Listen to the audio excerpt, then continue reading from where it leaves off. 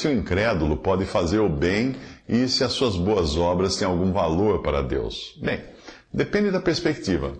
Hebreus 11, versículo 6 diz que sem fé é impossível agradar a Deus, porque é necessário que aquele que se aproxima de Deus creia que Ele existe e que é galardoador ou recompensador dos que o buscam. Em Romanos 14, 23 diz que tudo o que não é de fé é pecado. E se você juntar a isso o currículo nefasto do ser humano no seu estado natural, aí é difícil encontrar algum bem na melhor das suas boas obras.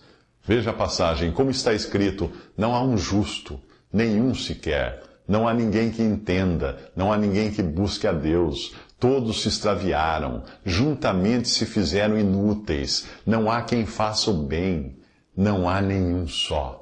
A sua garganta é um sepulcro aberto, com as suas línguas tratam enganosamente. Peçonha de áspides está debaixo dos seus lábios, cuja boca está cheia de maldição e amargura.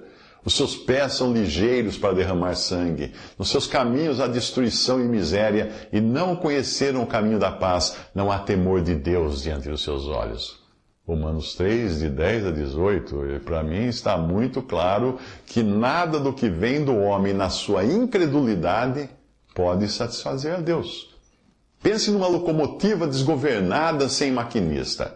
Ela pode até levar o trem e os seus passageiros de uma cidade para outra e não causar nenhum estrago no caminho. Mas será que alguém de sã consciência diria que a locomotiva fez uma boa obra? Não. Porque ela fez aquilo em espírito de rebeldia contra o maquinista, mesmo que os resultados tenham sido benéficos para os passageiros, que saíram ilesos da viagem. O incrédulo não tem a Jesus como Salvador e Senhor, portanto ele vive desgovernado, fazendo a própria vontade, não a vontade de Deus. Veja como a palavra de Deus descreve um ser humano vivendo a revelia de Deus e controlado por sua carne, sua vontade, seus pensamentos, modismos e até pelo diabo. Veja a passagem. Noutro tempo andaste segundo o curso deste mundo, segundo o príncipe das potestades do ar, do espírito que agora opera nos filhos da desobediência. Ele está falando aqui do diabo. Entre os quais todos nós também antes andávamos nos desejos da nossa carne, fazendo a vontade da carne e dos pensamentos, e éramos por natureza filhos da ira, como os outros também. Efésios 2, de 2 a 3. Neste ponto, alguém poderia citar a passagem que fala do centurião Cornélio.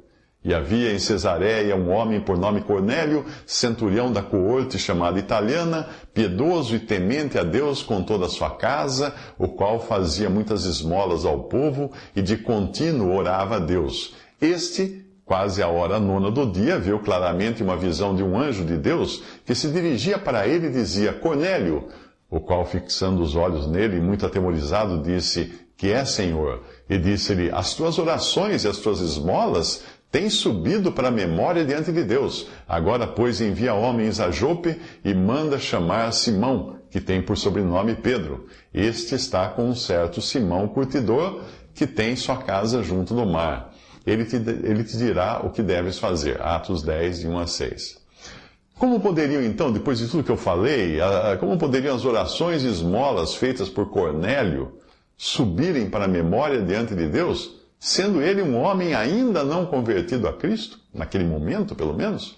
A resposta é simples. Se você observar que ele era temente a Deus com toda a sua casa, ou seja, Cornélio era um prosélito, um gentil convertido ao Deus verdadeiro por ter sido alcançado pelas Escrituras do Antigo Testamento.